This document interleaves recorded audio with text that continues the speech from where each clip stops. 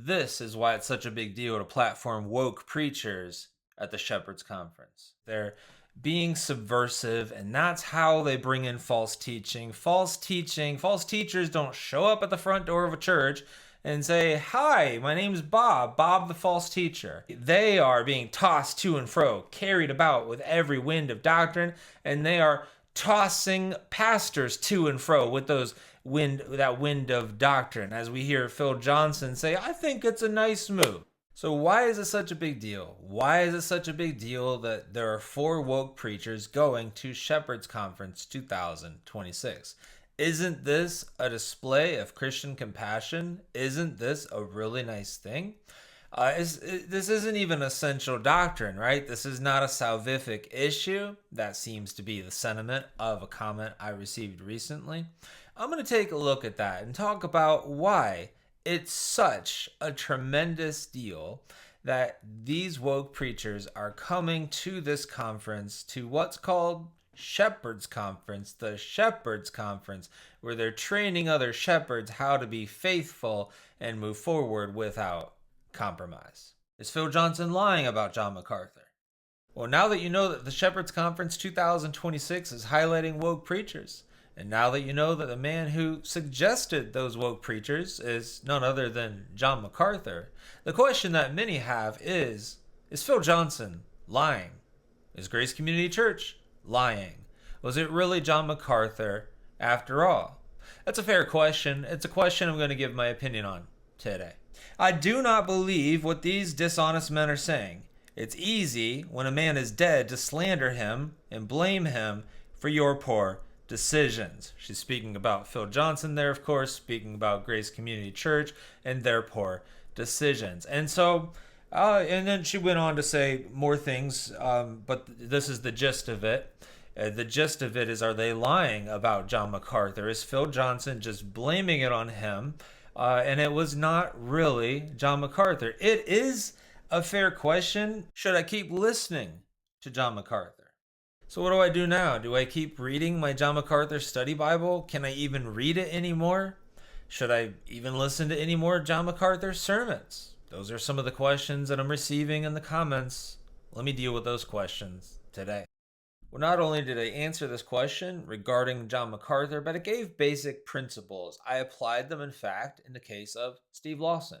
I have no desire to listen to read something of Steve Lawson's. There's so many others out there, but that would be an example of someone that it wouldn't be sinful to take in sound doctrine from someone like that. And the further you are removed from a situation, the less you may have personal feelings about it.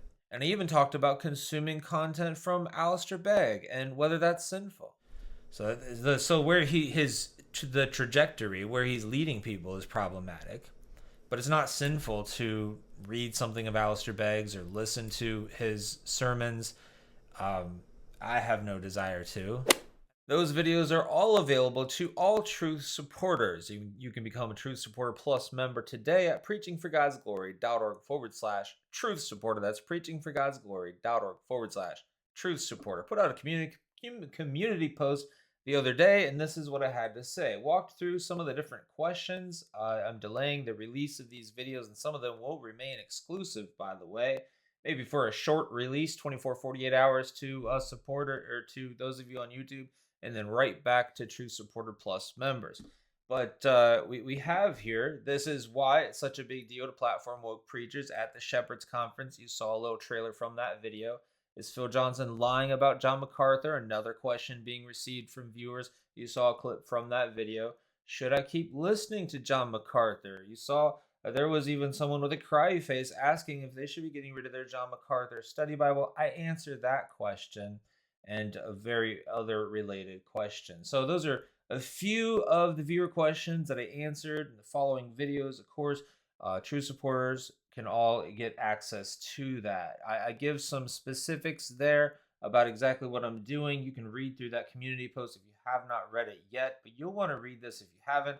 This is all available on the website. This right here, that this is what all True Supporter Plus donors receive. You get, of course, the 3 videos highlighted, The ones that just highlighted here in this trailer, over 42 minutes of content, exclusive content, early access to videos, ability to submit media clips, articles, uh, audio content, something that maybe could even go in a future video. You can submit that. You get access to Theology Thursdays, priority call-in option. You know the call-in number. I've been giving that to you a lot. I've opened that up to everyone, but you get priority as a true supporter.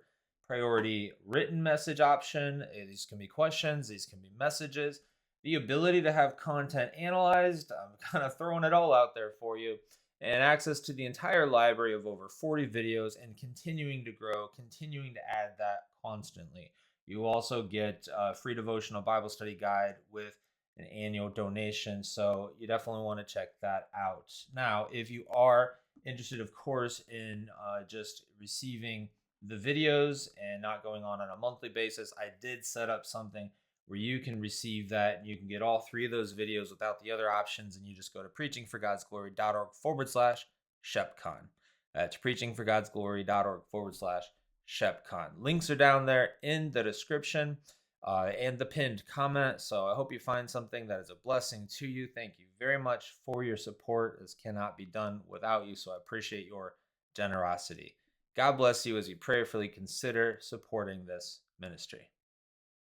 One last thing, if you want to know what it looks like on the inside of the website, you want a short little tour, I did that in a separate video. Go ahead and click that video. I'll put it on your screen here. It'll be down there in the pinned comment. Go ahead and click on that video and you get a 4-minute walkthrough of what it looks like inside.